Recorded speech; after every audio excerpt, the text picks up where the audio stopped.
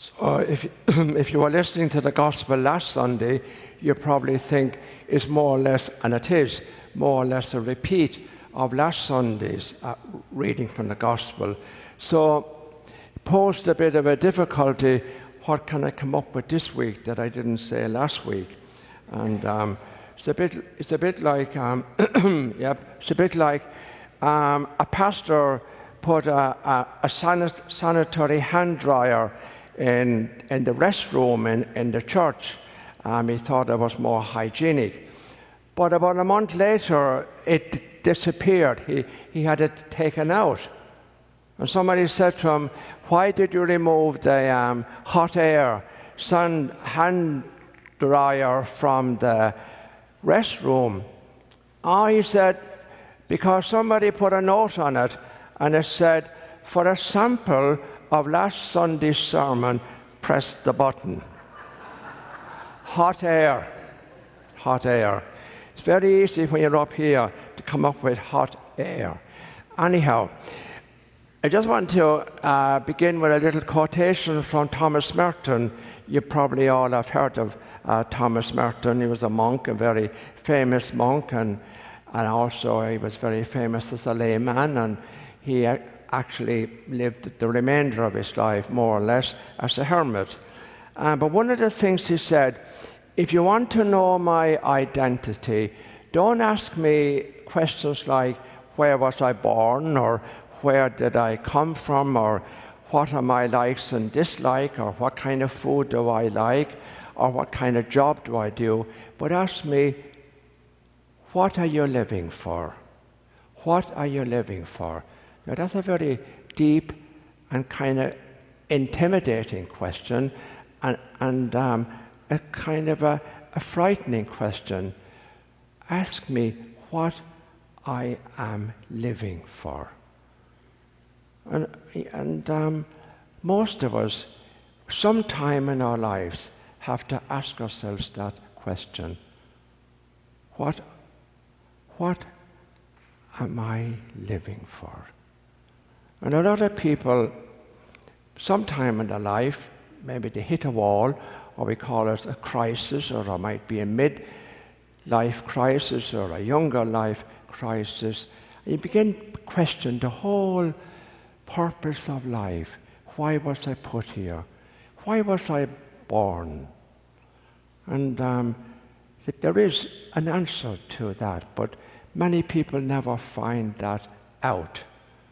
And some people just drift, if you know what I mean by that, just drift through life and end up at the end of life, and they look back and they don't seem to have achieved anything. It is a fact, whether you believe it or not, that from all eternity, and I mean from all eternity, God had you in mind, number one. And from all eternity, God had a plan for you, and He had a plan for me. And really, our life's purpose is to fulfill that plan. But you might say to me, how do we find out that plan? Well, we can look at our lives and examine our lives, and not be afraid to examine the dark side of our lives, not just the good side, and see how I'm fulfilling that plan. Some of us, nearly all of us, are dominated by the false self. So in each and every person, there's the false self and the true self.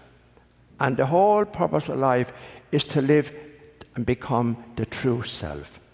The false self, good way of describing, a good adjective would be, is the compulsive part of us. So for example, I live maybe, or you live, totally dependent, because the false self is very dependent, totally dependent on what other people think of me, on my success or my failures throw me into a depression. What I do, what I achieve, how much money I have. So many of us idolize those things. And you've got to remember, all those things will not last. They will come to an end. So there must be something. There must be something more to life than just these things. Because going back, ask me what I'm living for. Because that shows, when we ask ourselves that question, when I say to myself, what am I living for? It does show an emptiness. I'm not yet fulfilled. There's something lacking in my life. So I'm still, so to speak, in process. And when you give yourselves over, as many of us do, to the false self, we'll never find any kind of fulfillment. We'll always be looking for the next kick or the next thrill or the next pleasure. And so we'll never be satisfied. So God has a plan. Now how do we find that plan? We've got to surrender. We've got to open ourselves up to God and allow Him into our lives. Most of my life, even as a priest, I kept God at a distance. Didn't want to get too involved because of what it might mean to me. But until you surrender and open yourself to God, you'll never really find your purpose in life. And for each and every one of us, God has a purpose. Now, hopefully some of you might have heard it. Some people at MasS this morning had heard it before. There's a lovely prayer, beautiful prayer, that I pray every morning of my life. It's called the welcoming prayer. The welcoming prayer. It's written by Father Thomas Keating, Keating. He died some years ago, not very long ago. He was a wonderful man, very spiritual man. And most of us have access to the internet today. You can download it from the internet. But as a prelude to the welcoming prayer, a couple of very important little thoughts. The welcoming prayer is a practice of letting go, of surrendering, of opening yourselves to God, to allow God into your life, of letting go in the present moment, in the ordinary routines of daily life. The ordinary events of daily life, they are the way most of us live, and they are our route to holiness and fulfillment, doing the ordinary things, as St. Teresa of Lisieux said, doing ordinary things extraordinarily well. That's a beautiful way of living your life, doing the ordinary, everyday things extraordinarily well. Here's, to me, a very important phrase. The mind deceives, the body never lies. True or false? The mind deceives, the body never lies. You know, if I'm worried about something or I'm feeling stressed, my body tells me, because down here I have a knot. I have a knot in my stomach. So the mind deceives, the body never lies. Listen to the wisdom of your body.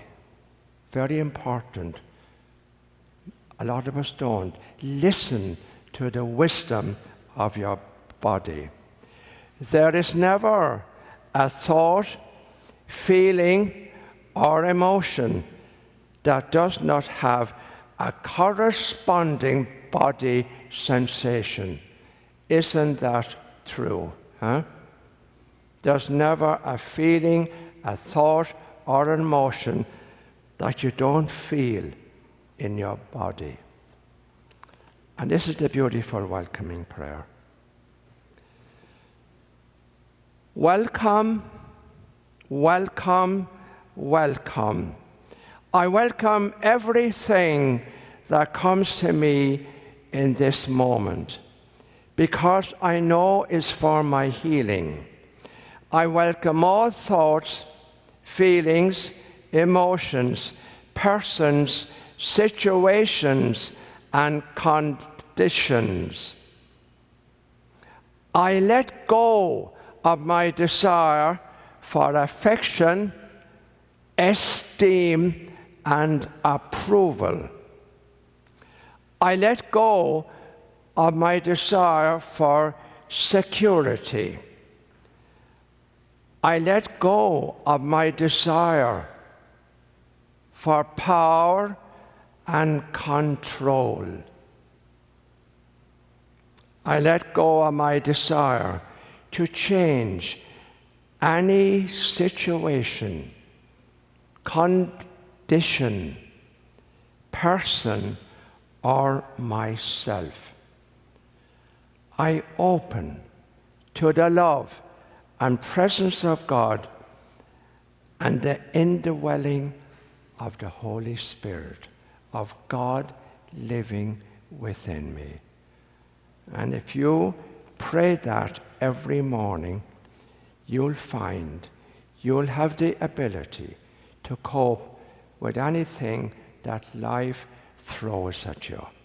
Believe me, I practice that in my own life. And so I see, and I thank God, every little thing, even the most minute detail, as God's beautiful plan for me. And you too can live and find God's beautiful plan for you.